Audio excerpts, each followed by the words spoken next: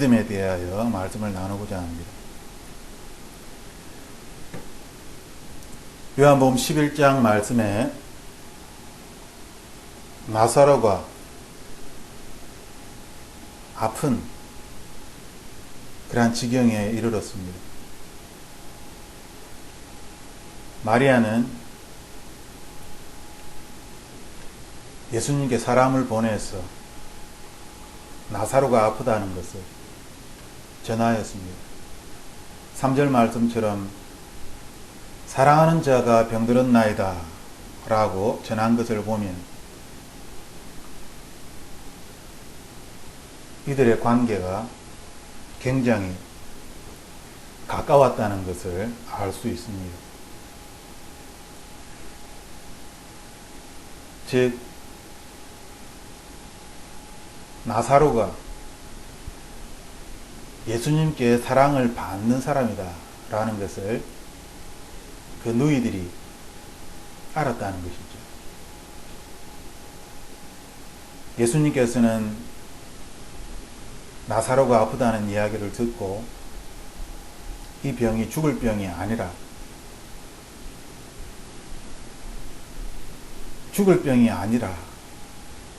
라고 말씀하십니다. 하나님의 영광을 위함이요 하나님의 아들이 이로 말미암아 영광을 받게 하려 함이라. 4절 말씀처럼 예수님께서 나사로가 병들었다는 것을 듣고 이르시되 나사로의 병은 죽을 병이 아니다.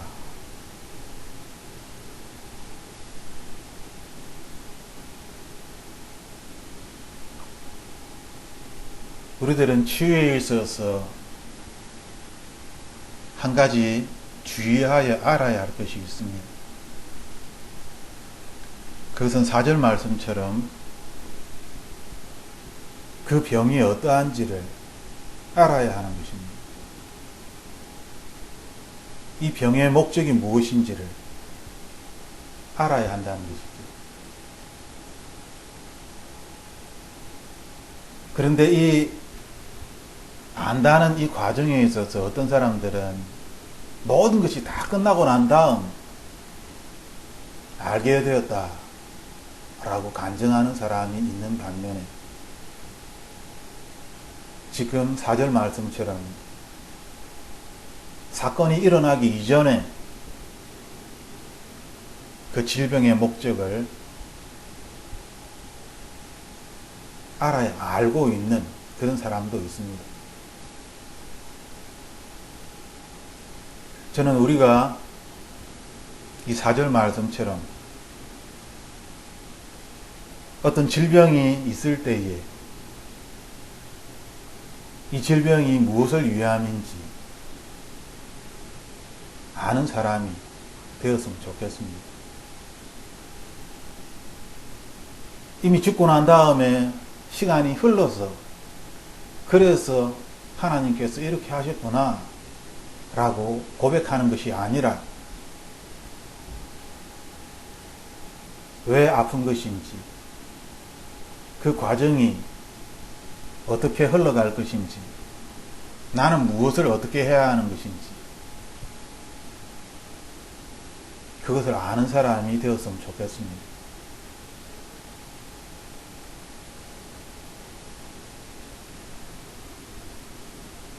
그래야만 우리는 6절 말씀처럼 예수님께서 그곳에 이틀을 더 머무는 그 이유를 분명히 알게 될 것입니다. 상황에 따라서 즉흥적으로 행동하는 것이 아니라 상황에 따라서 우리의 감정을 내버려 두거나 우리의 생각이 상황에 따라 흘러가는 것이 아니라 하나님의 계획에 따라서 이틀을 그대로 더 머무시는 이러한 예수님의 모습을 우리는 배워야 하는 것입니다.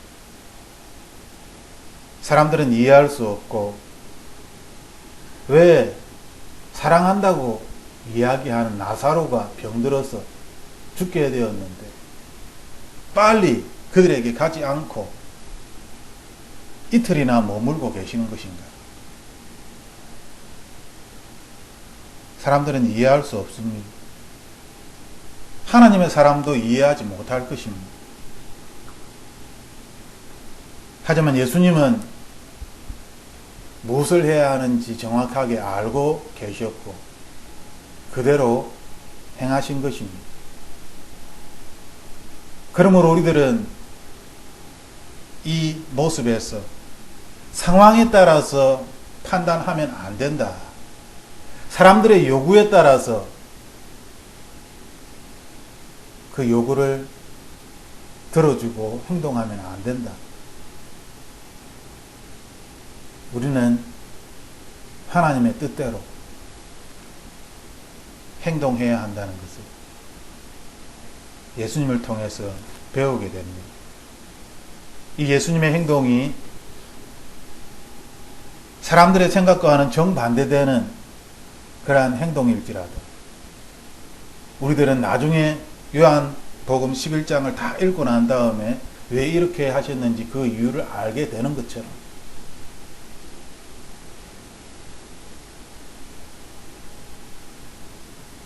우리들은 나 자신의 생각과 결정에 있어서 확신을 가지고 행해야 할 것입니다. 그리고 그 확신은 상황에 따른 확신이 아니라 하나님으로부터 받은 확신이어야만 합니다.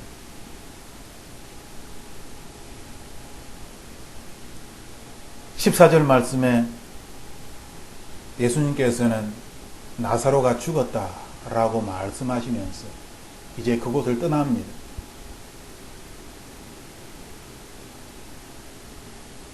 예수님께서는 15절에 나사로의 죽음에 대한 이유를 말씀하십니다.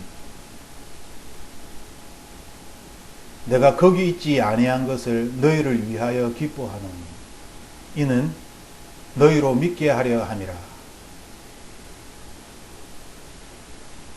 나사로와 함께 아니한 것을 기뻐한다 라고 말씀하고 있습니다.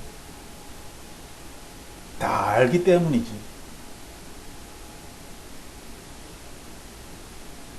목적은 우리로 하여금 믿게 하는 것입니다. 즉 우리의 믿음이 여전히 상황에 갇혀 있고 사람들의 논리에 갇혀 있기 때문에 세상의 이치에 갇혀 있기 때문에 나사로의 죽음을 통하여서 이 세상의 이치를 깨트리는 것입니다.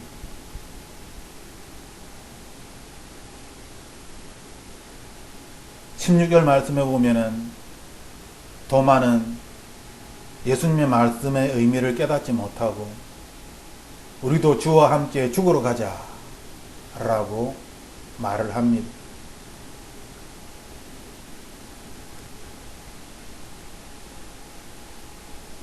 예수님의 제자 도마는 예수님의 이 말씀을 이해하고 반응을 한 것처럼 보입니다. 하지만 도마가 이해한 것은 잘못된 것이지.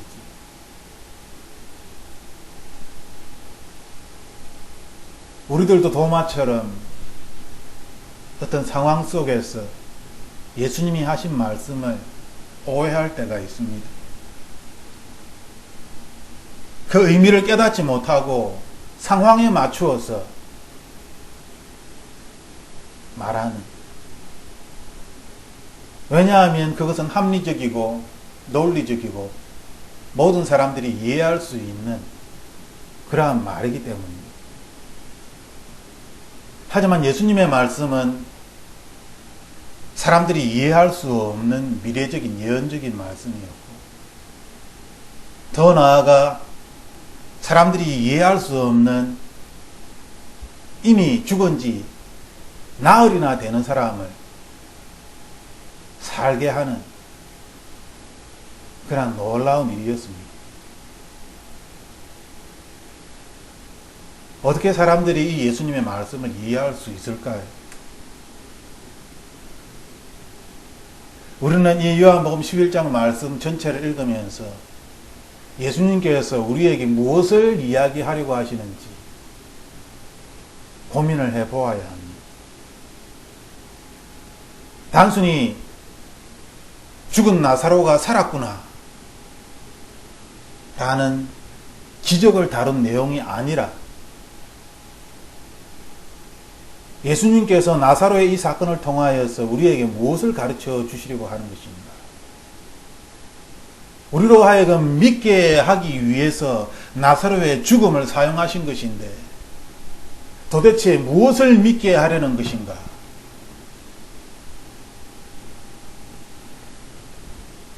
요한복음 11장 말씀을 읽으면서 이 나사로의 죽음이 나와 무슨 상관이 있는지, 나의 믿음과 무슨 상관이 있는지, 또한 치유와 무슨 상관이 있는지 우리는 생각을 해보아야 할 것입니다.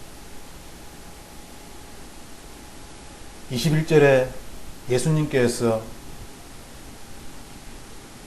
나사로가 죽은 그 장소에 가까이 갔을 때에 마르다가 쫓아나옵니다. 쫓아나와서 예수님께 이야기하길, 예수님이 여기 계셨더라면 내 오라비가 죽지 아니하였겠나이다. 그러나 나는 이제라도 주께서 무엇이든지 하나님께 구하시는 것을 하나님이 주실 줄을 아나이다. 21절, 22절 말씀을 우리가 읽을 때에 마르다의 믿음이 참 대단한 것처럼 그렇게 생각할 수 있습니다. 하지만 우리가 성령의 사람이라면 이 마르다의 대답은 믿음이 부족한 자의 말이라는 것을 알 수 있습니다. 하나님을 믿지 아니한 사람이나 이제 막 하나님을 믿고 싶어하는 사람처럼 그렇게 마르다가 반응하고 있다는 것을 우리들은 보게 됩니다. 이제 나중에 마르다의 반응만 모아서 말씀을 나누려고 합니다. 예수님께서 이러한 마르다의 말을 듣고 이렇게 말씀하십니다. 내 오라비가 다시 살아나리라. 마르다는 마지막 날 부활 때에는 다시 살아날 줄을 내가 아나이다. 예수님께서 나는 부활이요 생명이니 나를 믿는 자는 죽어도 살겠고 무릇 살아서 나를 믿는 자는 영원히 죽지 아니하리니 이것을 네가 믿느냐? 이르되 주여 그러하여다. 주는 그리스도시요 세상에 오신 하나님의 아들이신 줄 내가 믿나이다. 지금 이 21절에서 27절까지 이 부분만 떼놓고 보면 27절의 이 고백은 대단한 것처럼 보입니다. 주는 그리스도시요 세상에 오시는 하나님의 아들이신 줄 내가 믿나이다. 이 마르다의 고백이 이 시점에서 굉장히 굉장한 고백을 한 것처럼 그렇게 생각할 수도 있습니다. 하지만 말씀을 계속 읽어보면 28절 마리아가 이제 예수님께 나아갑니다.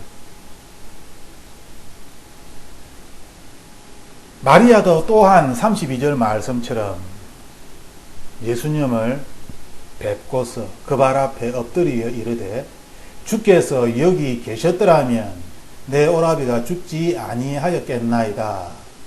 마르다와 똑같은 말을 하고 있습니다. 즉 주께서 여기 계셨더라면 if, 만일, 뭐뭐 했더라면 이라는 이 표현을 똑같이 사용하고 있습니다. 우리가 살아가면서 지난 날을 돌아볼 때에 만일 그때 이렇게 했더라면 이러한 생각을 하게 됩니다. 그리고 오늘 표현처럼 예수님이 계셨더라면 나의 오빠 나사로가 죽지 않았을 것입니다. 라는 이 고백처럼 우리들도 똑같이 그때 내가 예수님을 진짜 잘 믿었었더라면 나는 완전히 달라졌을 텐데, 훨씬 더 좋은 사람이 되었을 텐데 라는 생각을 할 때가 있습니다.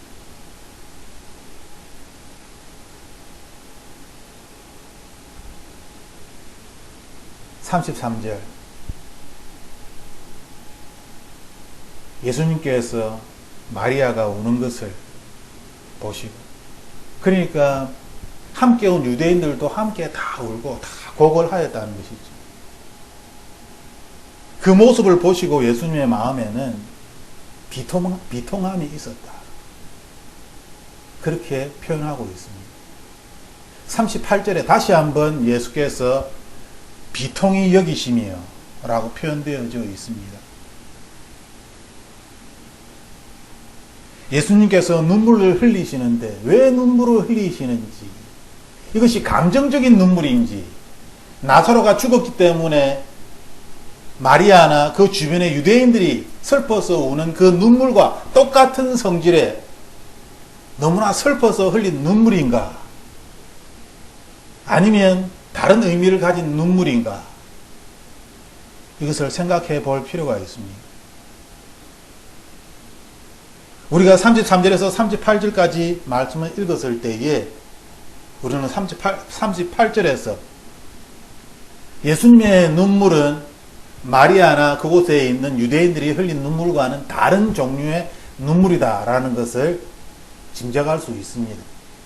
왜냐하면 36절에 유대인들이 말하되 보라 그를 얼마나 사랑하셨는가 이렇게 말하면서 어떤 사람이 말하든 맹인의 눈을 뜨게 한 이 사람이 그 사람은 죽지 않게 할 수 없었더냐 라고 말을 한 것입니다.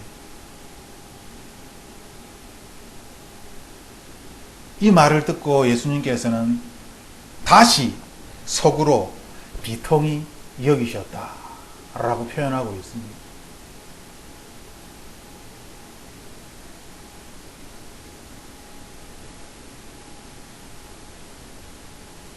부모가 모든 것을 다 가져 있고 모든 능력이 있고 권세가 있고 마치 대통령처럼, 트럼프 대통령처럼 모든 권한을, 권세를, 물질을 다 가지고 있는, 이 세상에서 전지전능한 것처럼 그 권력을 휘두를 수 있는,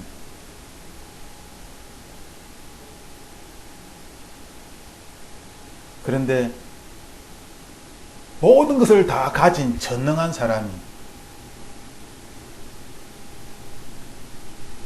자기를 잘 알지 못하는, 자기가 누구인지도 알지 못하고 어떠한 권세를, 권한을, 능력을, 지혜를 가지고 있는지 전혀 알지 못하는 사람이 어떤 사건에 대하여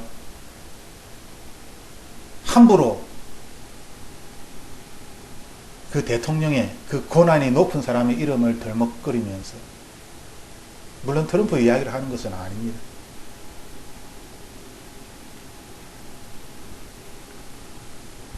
전지전능한 그러한 힘을 가진 그 사람의 정체를 모르고서 그 사람을 비난하는 말을 한다면 우리는 삼자로서 그 상황을 어떻게 여기겠습니까? 저 사람 참 아무것도 모르고 저렇게 함부로 말을 하는구나. 그런데 이 상황처럼 예수님께서는 어떤 목적을 가지고 계신 것입니다. 마치 십자가의 사건처럼 예수님은 목적을 가지고 있지만 예수님의 제자들조차 이 십자가 사건의 목적을 전혀 이해하지 못했습니다. 예수님이 말씀하셔도 그 말의 의미를, 그 목적을 전혀 이해할 수 없었습니다.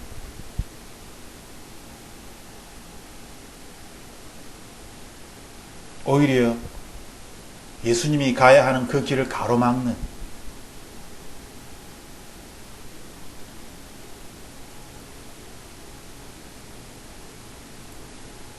예수님을 위하여서, 당신을 위하여서 내가 이렇게 슬퍼하고 희생합니다.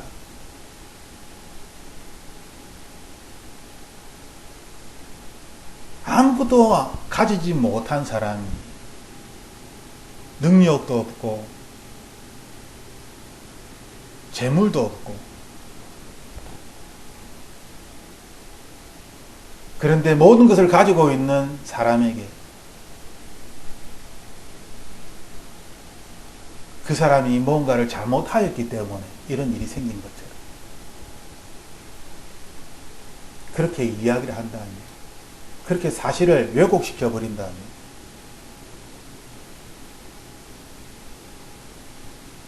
그 장소에 있는, 그 시점에 있는 사람들은 잘 모를지라도 그 장소를 벗어나서 시간이 지나서 그 말의 모든 것을 알고 있는 그러한 사람의 관점에서 보았을 때는 이 사람들의 행동이, 말이 얼마나 세속적이고 얼마나 무지하고 얼마나 하나님에 대하여 불신을 가지고 있는지,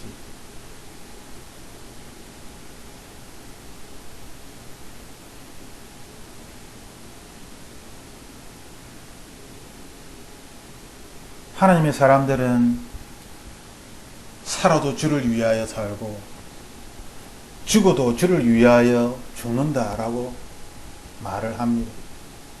사나 죽으나 주님의 것입니다. 우리가 그렇게 말을 한다면 그 이유는 우리가 이 세상에 속한 사람이 아니라 하나님 나라에 속한 사람임을 분명히 알기 때문입니다. 그러므로 세상에 일어나는 모든 일들에 대하여 편안하게 대처할 수 있는 것이겠지요. 세상에 살고 있지만 하나님 나라의 사람으로 이 세상을 살아가는 것, 마치 예수님처럼 세상을 살아가고 있지만 하나님 나라의 사람으로 이 세상을 살아가는 예수님처럼 우리들도 또한 이 세상을 살아가고 있지만 이 세상에 속한 사람이 아니라 하나님 나라에 속한 사람으로서 이 세상을 살아갈 수 있다면 우리는 이 상황에서 예수님이 두 번이나 비통하게 슬퍼하시는 이 모습을 이해할 수 있을 것입니다. 왜 이렇게 비통해 하시는지.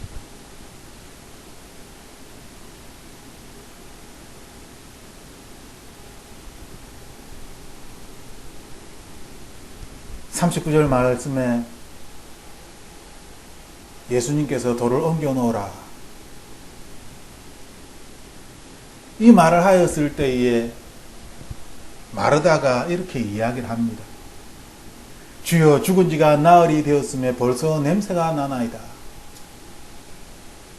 굳이 마르다가 이 말을 하지 않아도 될 텐데 그냥 예수님께서 돌을 옮겨 놓으라 라고 말씀하셨을 때에 알겠습니다 라든지 아무 소리를 하지 않고 그냥 돌을 옮겨 놓았으면 될 텐데, 마르다는 그렇게 하지 아니하고 이런 말을 또 합니다. 사실을 이야기하는 것이죠. 이것이 우리의 모습입니다. 슬픈 우리의 자화상입니다.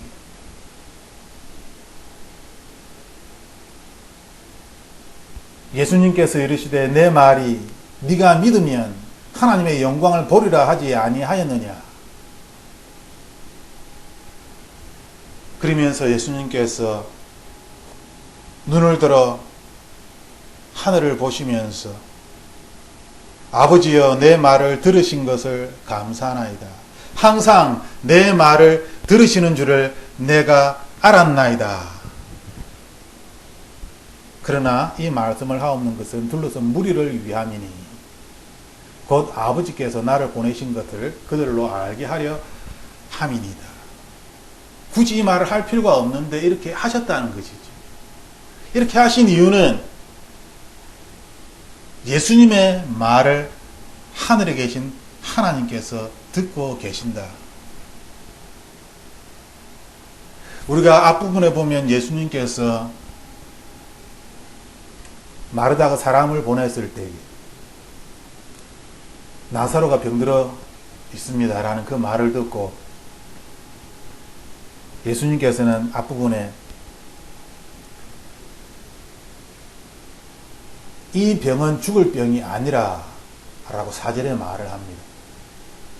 이 병은 죽을 병이 아니다.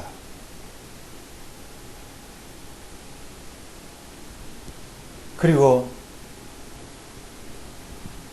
41절 말씀처럼 내 말을 들으신 것을 감사하나이다. 항상 내 말을 들으시는 줄을 내가 알았나이다.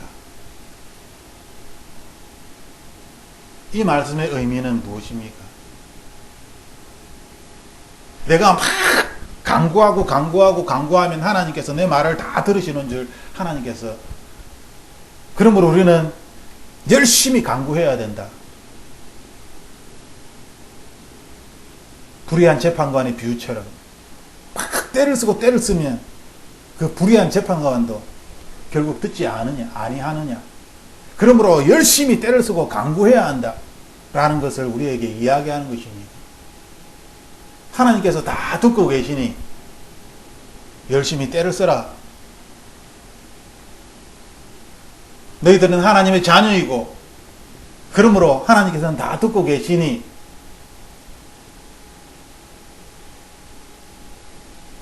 때를 쓰라는 그런 말이 아닙니다. 4절 말씀처럼 어떤 사건에 대하여 이미 하나님과의 교감이 이루어진 것이지요. 이미 그 과정이 어떻게 되는지, 그 결과가 어떻게 되는지 이미 다 알고 계신 것입니다. 이 말을 하신 이유는 순전히 사람들을 위함입니다.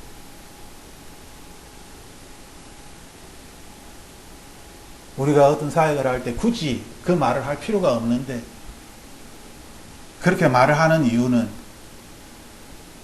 치유를 받는 그 사람이나 그 주변의 부모라든지 그 주변의 사람들을 위해서 일부러 말을 해야 할 때가 있습니다. 하지만 하는 그 이야기를 듣고 저 목사님은 굉장히 하나님과 직통하는 사람이다 라는 둥, 굉장히 신령한 사람이라는 둥,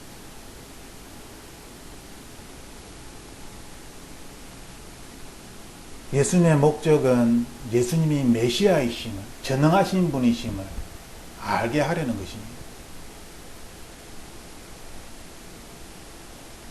치유자의 치유의 목적은 나 자신이 드러나는 것이 아니라 예수님의 이름이, 하나님의 영광이 나타나는 것입니다. 오히려 나의 이름은 사라져야 하는 것이죠.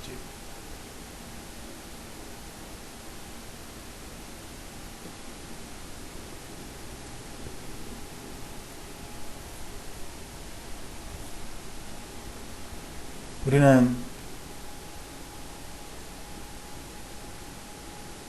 마르다의 이 반응을 보면서 우리 자신의 믿음을 발견할 수가 있습니다. 마르다도 우리들처럼 예수님을 잘 알고 있는, 예수님의 사랑을 받는 사람입니다. 요한복음 11장의 말씀을 보면 마르다는 첫 번째 자기에게 큰 문제가 생겼습니다. 즉 오라버니 나사로가 병들어 죽게 될 지경에 놓이게 된 것이죠. 이때 마르다가 한 행동은 예수님을 찾는 것이었습니다. 우리들도 마찬가지로 우리에게 큰 문제가 생기면 예수님을 찾습니다. 그래서 하나님과 가깝다고 생각되는 어떤 목사님이나 또한 신령한 사람을 찾아서 기도받기를 원하는 그러한 우리의 모습이 있습니다. 두 번째 반응을 보면은 예수님이 오신다는 말을 듣고 예수님이 있는 곳으로 쫓아나가 맞이합니다. 예수님 왜 제때 오시지 않았습니까? 라고 예수님께 불평하는 것이 아니라 예수님을 만나기 위하여 쫓아나가는 그러한 마르다의 모습을 보게 됩니다. 마리아는 집을 지켜야 되기 때문에 아마 집에 앉아 있었던 것 같습니다. 세 번째 반응을 보면 마르다가 예수님께 주께서 여기 계셨더라면 내 오라비가 죽지 아니하였겠나이다 라는 고백입니다. 우리들도 예수님께 이러한 고백을 합니다. 주님께서 만약 나의 문제에 개입하셨더라면, 이 상황에서 주님께서 나에게 어떤 말씀을 하셨고 또한 이 상황에서 주님께서 뭔가 나를 도와주셨더라면, 그렇다면 모든 것이 바뀌었을 것입니다. 주님을 불신하고 이런 것이 아닙니다. 그런 내용이 아니라 예수 그리스도의 능력을 인정하는 것입니다. 우리들도 예수님의 능력을 인정합니다. 또한 마르다처럼 그러나 나는 이제라도 주께서 무엇이든지 하나님께 구하시는 것을 하나님이 주실 줄 아나이다 라고 우리들도 이렇게 고백을 합니다. 이렇게 고백하였을 때 예수님께서는 마르다에게 네 오라비가 다시 살아나리라 라고 답을 해주셨지. 마르다는 우리들보다 훨씬 예수님과 가까운 사람입니다. 웬만한 사람보다는 훨씬 예수님과 가까운 사람입니다. 예수님께서는 대답을 해 주십니다. 마르다는 마지막 날 부활 때에는 다시 살아날 줄을 내가 아나이다 라고 고백을 또 합니다. 마르다의 이 고백을 보게 되면 뭔가 이 고백이 맞는 것 같은데 뭔가 포인트에서 벗어나 있는 그러한 것을 우리가 발견하게 됩니다. 예수님께서는 현재를 말씀하시고 마르다는 죽음 이후에 천국에 대하여 말을 하고 있는 것입니다.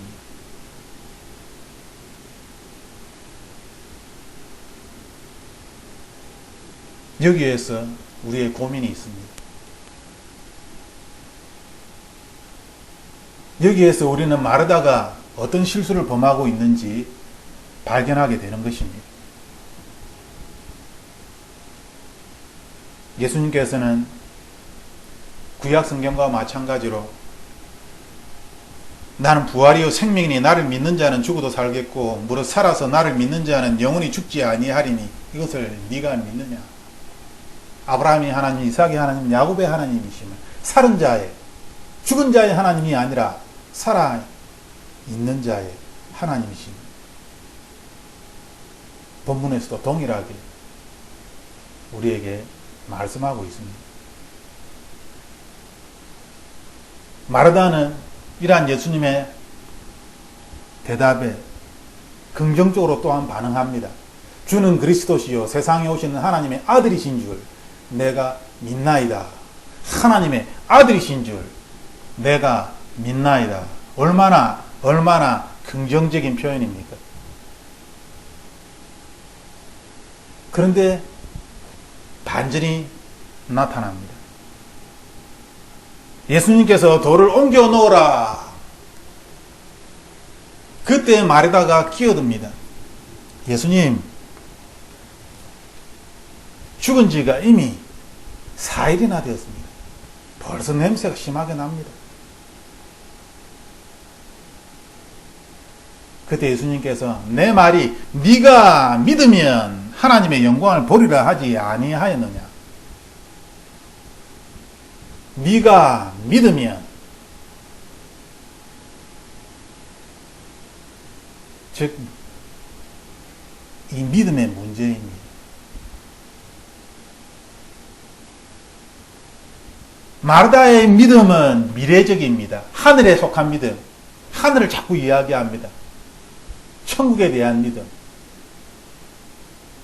하지만 예수님께서 말씀하시는 것은 지금 현재 네가 진실로 믿는다면 하나님의 영광을 볼 것인데 어떻게 너는 이야기를 하면서 믿는다고 나를 하나님의 아들이다 라고 고백도 하고 다 나를 믿는다고 이야기하는데 그런데 돌을 옮겨 놓으라고 하니까 왜 죽은 지 4일이나 되었다고, 냄새가 심하게 난다고.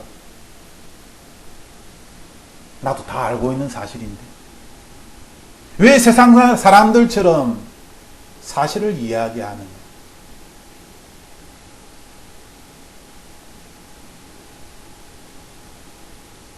하나님께서 우리에게 가르쳐 주시는 것은 이 믿음은 사실에 근거한 것이 아닙니다. 그리스도인의 믿음은 예수 그리스도께 근거한 것이죠. 우리가 알고 있는 이 사실은 세상에 속한 사실입니다. 진리가 아닙니다. 우리의 믿음은 사실에 근거하는 것이 아니라 진리에 근거해야 하는 것이지.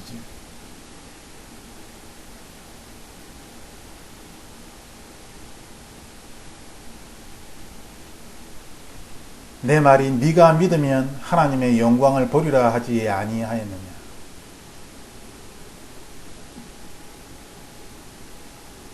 재밌는 것은 마르다가 믿음을 많이 이야기한다는 것입니다. 내가 믿나이다. 내가 아나이다.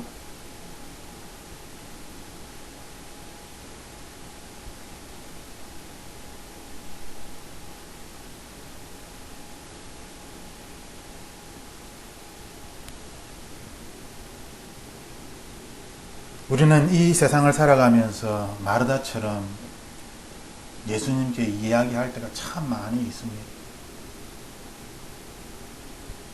마르다처럼 주는 그리스도시요 세상에 오신 하나님의 아들이신 줄 내가 믿나이다 라고 우리는 고백을 합니다. 하지만 우리는 여전히 마르다처럼 죽은 지가 나흘이 되었습니다. 벌써 냄새가 납니다.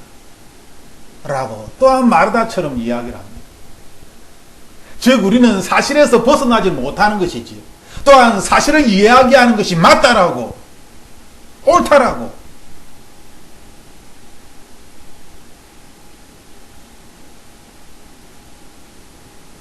예수님께서 왜 비통히 여기시며 눈물을 흘리겠습니까? 예수님의 그 비통함은 사람들의 무지 때문입니다. 나사로가 죽었기 때문에 슬퍼하시는 것이 아니라 사람들이 너무나 무지하기 때문에 하늘에 대하여, 메시아 예수 그리스도에 대하여, 하늘 아버지에 대한 그 마음에 대하여,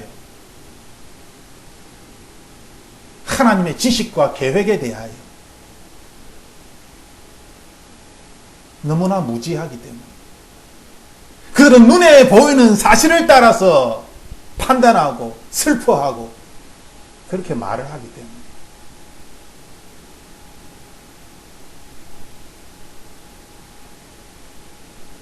하물며 마리아와 마르다조차도 사람들과 똑같이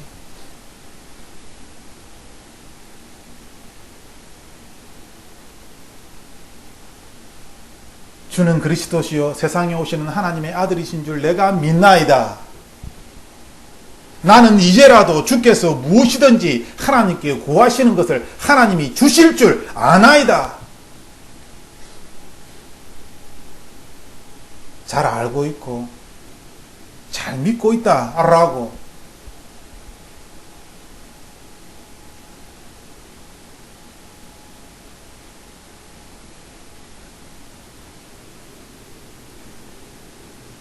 하나님께서 우리에게 원하시는 것은 무엇입니까? 하늘에 계신 우리 아버지, 이름이 거룩히 여김을 받으시며 뜻이 하늘에서 이룬 것처럼 땅에서도 이루어지게 하옵소서.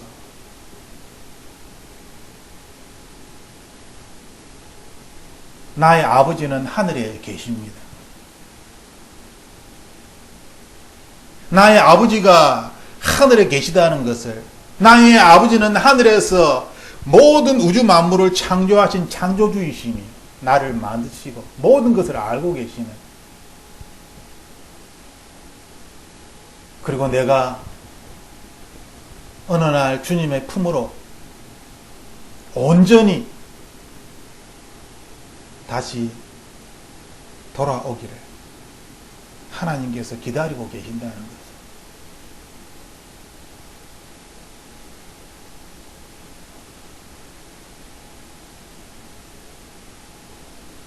뜻이 하늘에서 이룬 것처럼 땅에서도 이루어지게 하옵소서.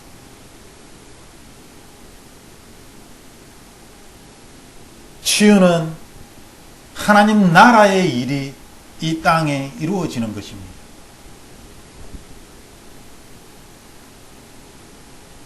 예수님께서는 우리에게 이렇게 기도하라 라고 이 기도를 가르쳐 주셨습니다.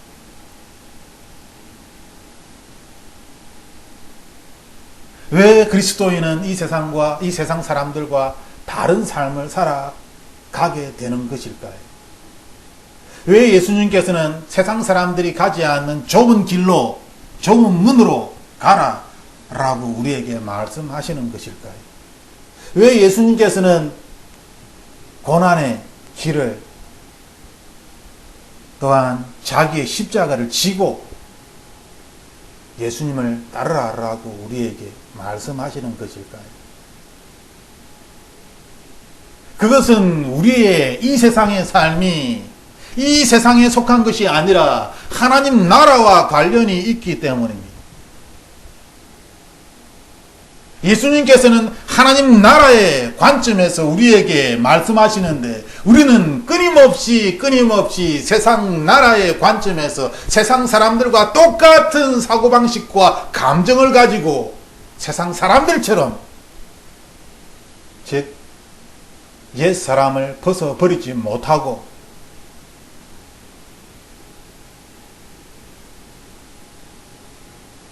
여전히 옛 사람으로 살아가는,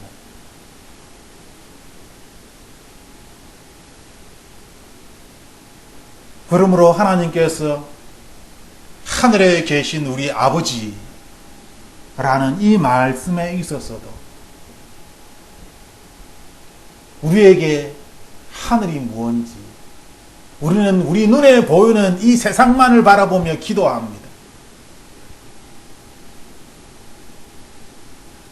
아버지가 무엇인지, 모든 것을 공급해 주시는 아버지가 아니라 나에게 야단을 치시고 꾸중하시며 또한 때로는 매를 들기도 하고 좋으신 아버지가 아니라 이 세상의 아버지를 생각합니다. 그러므로 하늘에 계신 우리 아버지라는 이러한 호칭에 대하여서도 수많은 사람들이 심령으로 아멘 하고 고백을 하지 못하는 것입니다.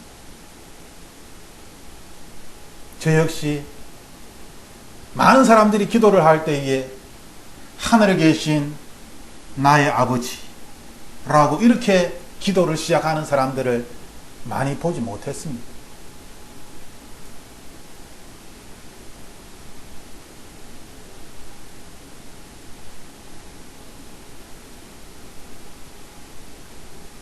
하나님께서는 뜻이 하늘에서 이룬 것처럼 우리가 사는 이 세상에서 이루어지기를 하나님께서 원하십니다. 그러므로 우리에게 하나님 나라의 일이 이 세상에 일어날 수 있도록 기도하라 라고 말씀하시는 것이죠.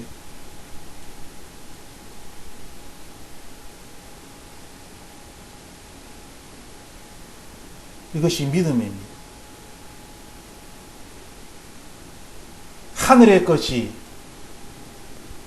이 세상에 이루어지는 것. 눈물이 없고 고통이 없고 죽음이 없고 차별이 없고 공평하신 하나님. 하나님의 공의가 살아있고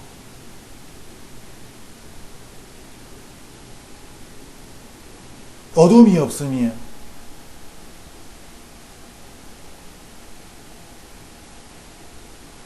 빛으로서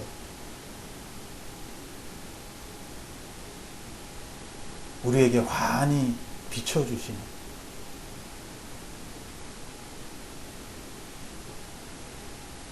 하나님 나라의 놀라운 것들이 이 세상에 이루어지는 것.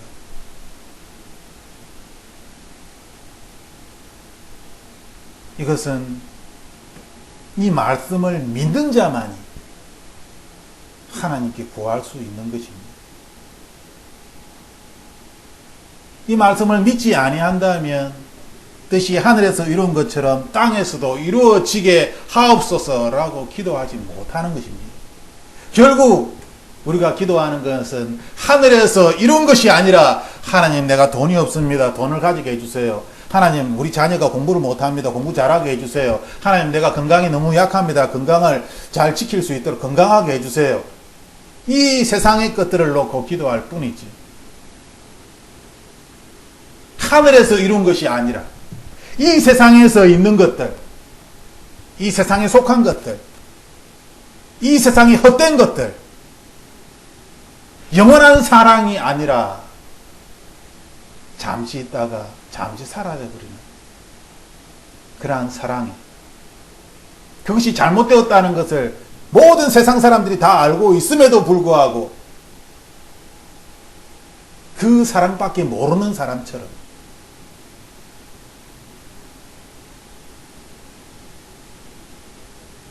마르다는 예수님에 대하여 잘 알고 있었습니다. 그 누구보다 예수님께 사랑을 받는 그러한 남매가 아닙니까? 그럼에도 불구하고 마르다의 대답은 이 세상에 속한 사람의 모습입니다.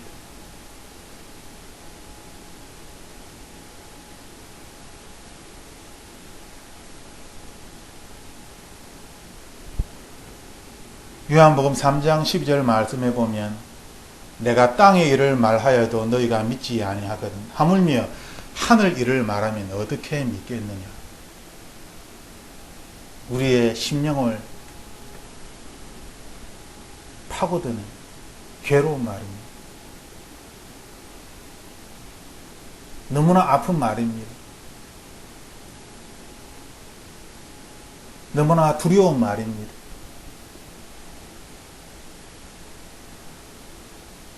그리스도인이 하나님 나라의 일을 알지 못한다면 어떻게 이 세상을 살아갈 수가 있겠습니까?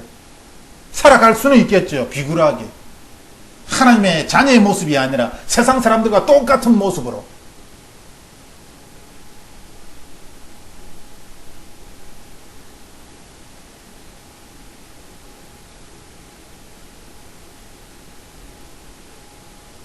땅의 일을 말하여도 믿지 아니하거든.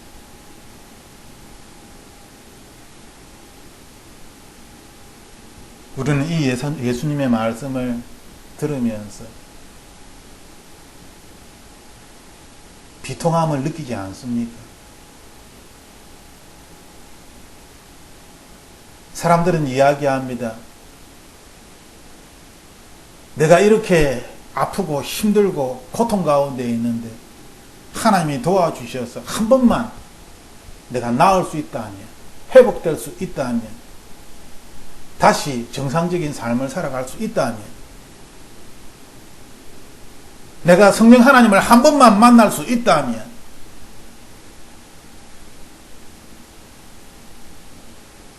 앞에 마르다가 만일 예수님이 계셨더라면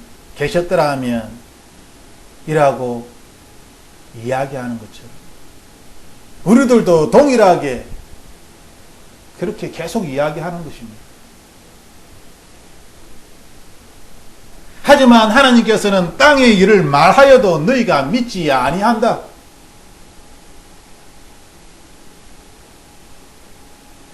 사람들은 망각의 능력을 가지고 있어서 금방금방 까먹어 버립니다.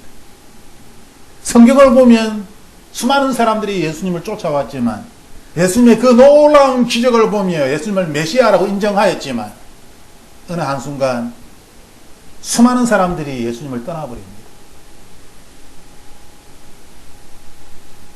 십자가 사건이 있을 때는 제자들조차 예수님을 떠납니다. 왜 죽는 거야? 죽으면 우리는 도대체 어떻게 하라고? 예수님이 왕이 되어서 우리는 그 나라의 총리가 되고 대신이 되고 한 자리 차지할 줄 알았는데 죽는다니. 그리고 실제로 십자가의 길을 가버리면 나보고 도대체 어떻게 하라고? 이 세상에서 도대체 내가 어떻게 살아가라고?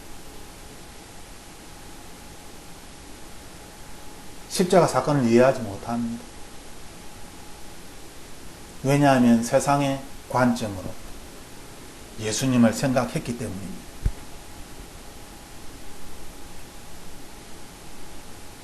그러므로 예수님께서는 이러한 생각을 가진 사람들에게는 땅의 일을 말할 수도 없다라고 말씀하십니다. 하물며 하늘의 일을 말할 수 있으랴. 지금 이 말씀은 지금 이 시대에 우리에게도 동일하게 적용되는 말씀입니다. 수많은 사람들이 하나님 나라에 대하여 이야기하고 가르쳐주세요 라고 이야기하지만 사실은 땅의 일에 대하여서도 믿지 아니하는,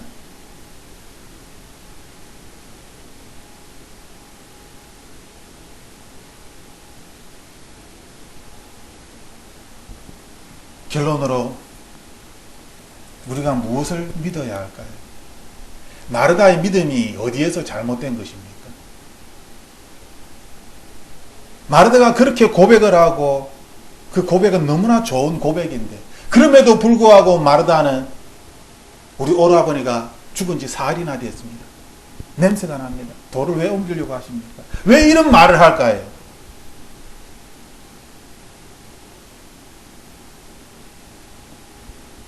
마르다의 믿음은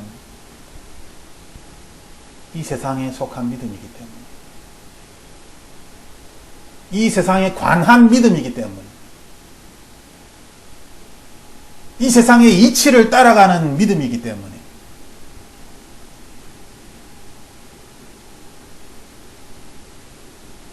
믿음은 무엇입니까? 성경을 읽어보면 믿음은 예수 그리스도 자체임을 알게 됩니다. 믿음은 결단코 나에게서 나오는 것이 아닙니다. 수많은 사람들이 믿음을 이야기하지만 그 믿음은 나에게서 나오는 것이 아닙니다. 예수님에게서 나오는 것이죠.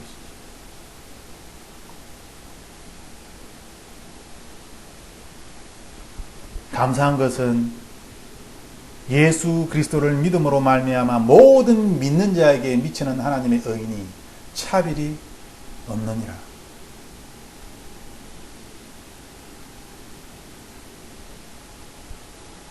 차별이 없습니다.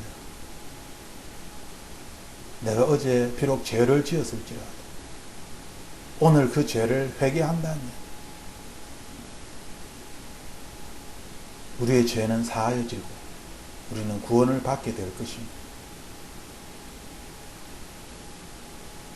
하나님의 의는 공평하시고 하나님의 사랑은 끝이 없습니다. 누구를 믿고 있습니까? 사람 같은 사람의 한계를 벗어나지 못하는 예수님을 믿고 있습니까? 아니면 모든 것을 용서하시고 인간의 몸으로 이 땅에 오셔서 십자가의 길을, 그 죽음의 길을, 그 고통을, 그 비난을, 그 모욕을 알고 계시면서도 그 길을 걸어가시는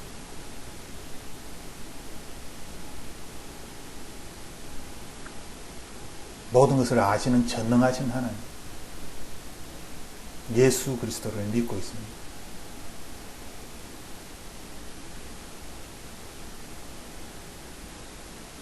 예수 그리스도를 믿고 있다면 그 예수 그리스도께서 내 삶에 무엇을 하기를 원하시는지, 나와는 어떤 관계를 맺고 있는지,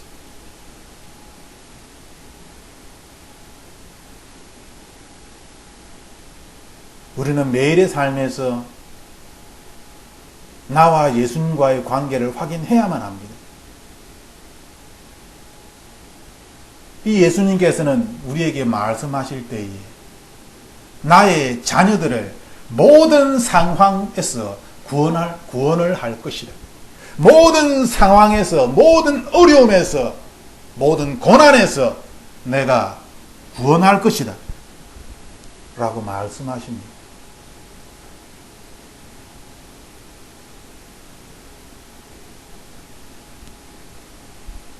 예수님께서는 우리에게 우리의 믿음이 현실의 사건과 관련되어져 있다. 오늘 이 현실의 사건에서 뜻이 하늘에서 이룬 것처럼 땅에서도 이루어지기를 이 현실에서 우리의 믿음을 찾으라 말씀하시는 것입니다.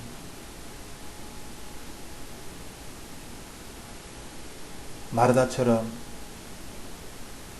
네 오라비가 다시 살아났다. 예, 믿습니다.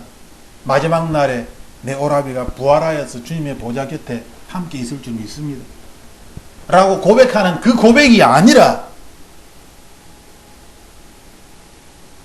돌무덤에서 살아나오는 그 살아남을 믿는 그 믿음을 예수님께서는 우리에게 말씀하시는 것입니다.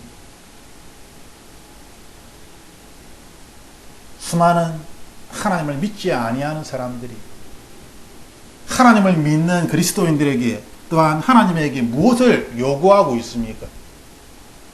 그들이 우리에게 요구하는 것은 전능하신 하나님의 능력입니다. 그러므로 이 나사로의 사건처럼 모든 사람에게 우리를 위함이다. 우리가 믿게 하려 함이라. 우리로 하여금 믿게 하시려고.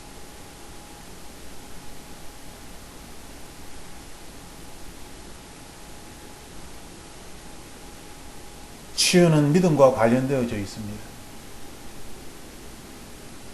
우리의 믿음이 뜻이 하늘에서 이룬 것처럼 지금 내 삶에서, 지금 이 사건에서 이루어지기를 하나님께 기도하는 자는 그 간절한 기도대로 응답을 받게 될 것입니다.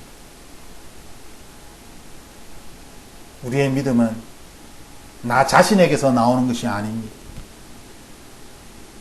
수만 번 생각하고 고민함으로 말미암아 생겨지는 점점 자라나는 믿음이 결단코 아닙니다. 예수님께서 말씀하시는 믿음은 예수님 자신입니다. 모든 그리스도인의 믿음은 예수님 그 자체입니다.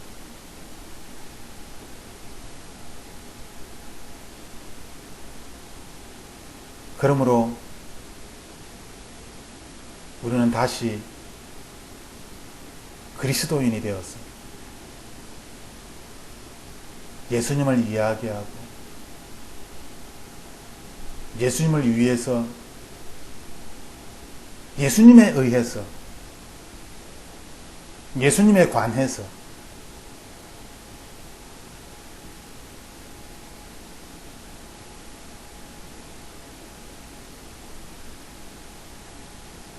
내 삶이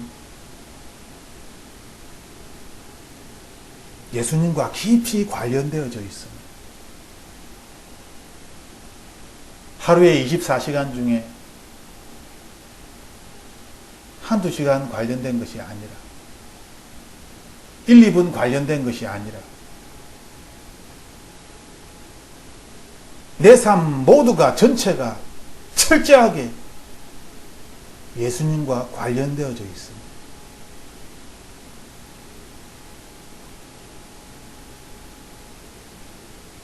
이것이 지혜입니다.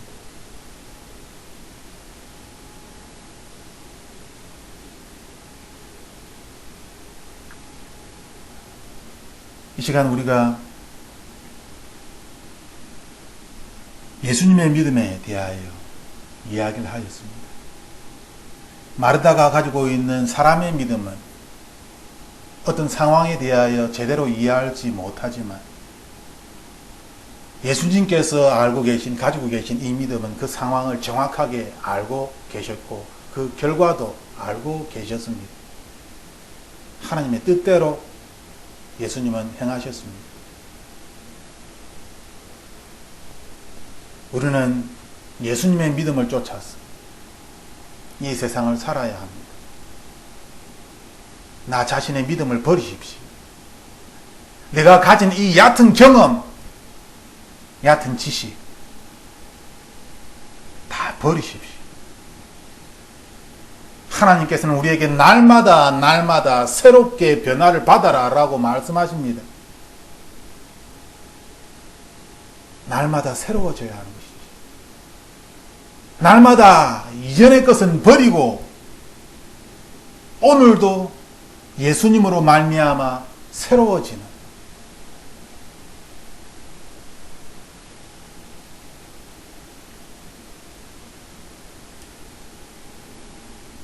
우리의 믿음이 나의 믿음이 아니라 예수님의 믿음이 되었을 때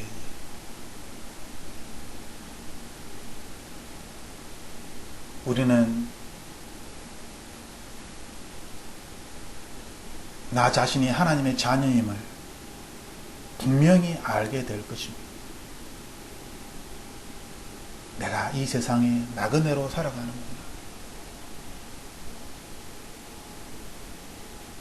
주여 어서 오시옵소서 라고 왜 사람들이 성경에 기록하니 그렇게 외치는지.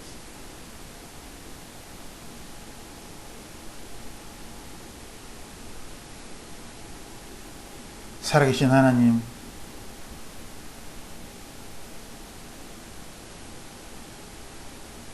미련한 나 자신을 벗어버립니다. 세상의 관점에서 볼 때 나는 미련하고 어리석고 무지합니다. 여전히 나는 미련하고 어리석고 무지한 아무것도 가진 것이 없습니다. 책임질 만한 그러한 사람도 못 됩니다.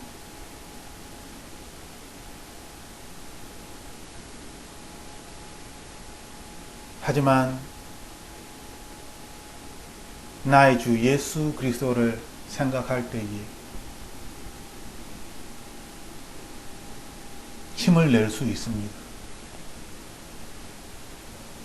용기를 낼 수 있습니다. 새로운 마음으로 새 일을 할 수 있습니다. 그 일이 이전과 똑같은 일일지라도 똑같은 것이 아니라 하나님의 일임을 고백할 수 있습니다. 내 마음이 새로워졌기 때문입니다.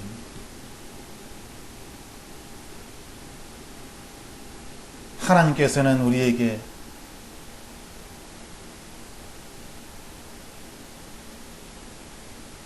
보라, 새 일을 이루었다.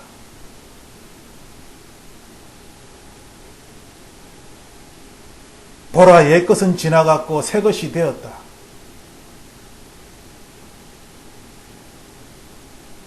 주님의 말씀처럼 나의 옛 경험들, 옛 생각들 다 버리기를 원합니다. 이 세상의 관점으로 나 자신을 바라보는 것이 아니라 예수 그리스도의 마음으로 나 자신을 바라볼 수 있기를 날마다 기도합니다. 맞습니다. 나는 가난한 자이지만 부유한 자이고, 나는 무지한 자이지만 지혜로운 자입니다. 나는 아무것도 없는 것 같으나 모든 것을 가진 자입니다.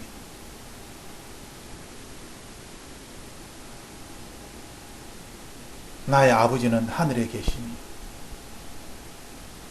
내가 영원히 머물 집은 하늘에 있습니다. 나는 이 세상에 버림을 받은 자 같으나 나는 모든 것을 소유한 하나님의 자녀입니다.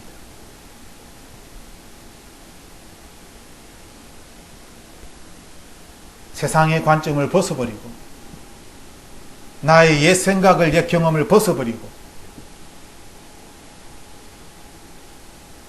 예수 그리스도의 믿음으로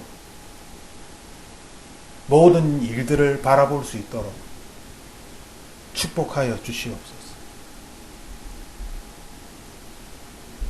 성령의 사람이 되기를 원합니다.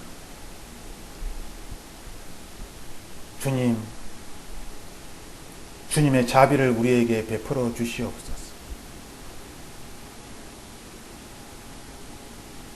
놀라운 기적이 일어나서 하나님을 믿는 것이 아니라 이제는 하나님의 자녀이므로 하나님께서 나에게 무언가를 해 주었기 때문에가 아니라 나의 정체성이, 나의 본래의 모습이 하나님의 자녀임을 알게 하여 주옵소서.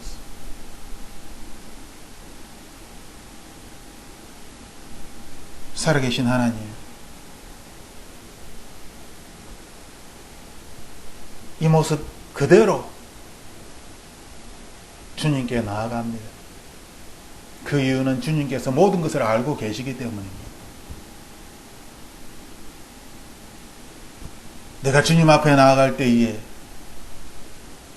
나의 죄를 알게 하셔서 회개하게 하여 주시고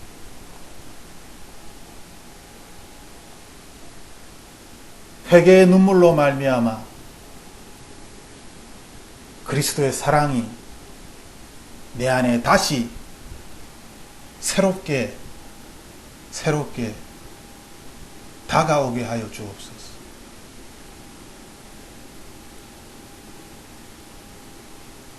나의 삶이 희미한 안개처럼